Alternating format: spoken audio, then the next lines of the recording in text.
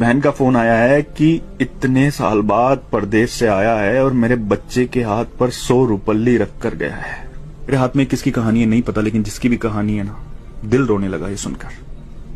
परदेसी की कहानी है। 10 साल हो गए थे परदेश में काम करते हुए। पहला साल कर्ज उतारने में और दूसरा तीसरा साल बहन की शादियों की भेंट चढ़ गया। चौथे साल कुछ करके आने का सोचा तो पापा की तबीयत खराब हो गई, नहीं आ पाया।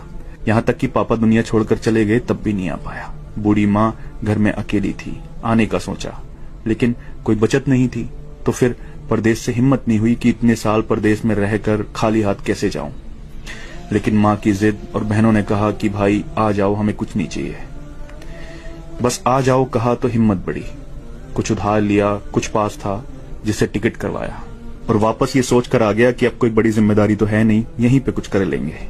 आने के दूसरे दिन बहन से मिलने गया। बहन बच्चों वाली हो चुकी थी। आते वक्त भांजे के हाथ पर 100 रुपए रखकर वापस हुआ। दूसरी बहन के यहाँ पहुंचने पर पास के पैसे भी खत्म हो चुके थे, लेकिन ये उम्मीद थी कि ये बहन ज्यादा नजदीक है, कुछ नहीं बोलेगी। वहां से वापसी पर भांजे के हाथ पर कुछ नहीं रखा और जब घर पहुंचा तो मां ने बताया कि एक बहन का फोन आया है।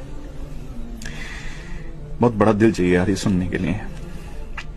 एक बहन का फोन आया है कि इतने साल बाद परदेश से आया है और मेरे बच्चे के हाथ पर 100 रुपल्ली रख कर गया है। इतना तो हम फकीरों को दे देते हैं। दूसरी बोली, मेरे बच्चों के हाथ पर 10 रुपल्ली भी रख कर नहीं गया, ससुराल में मेरी नाक कटा दी। ये सब सुनकर मैं सुन्न रह गया और अब अपनी 10 साल की कमाइयों का हिसाब लगा रहा था। अरे यार, अगर पुराना घर छोड़कर नए घर में भी चले जाओ ना तो ख्वाब हमेशा पुराने घरों के आते हैं। और एक परदेसी तो अपना सब कुछ छोड़कर चला जाता है अपनों के लिए, अपनों को बसाने के लिए। लोग मेहनत करके पैसा कमाते हैं, लेकिन परदेसी मेहनत के साथ साथ अपनी उम्र को बेचकर पैसा कमाता है।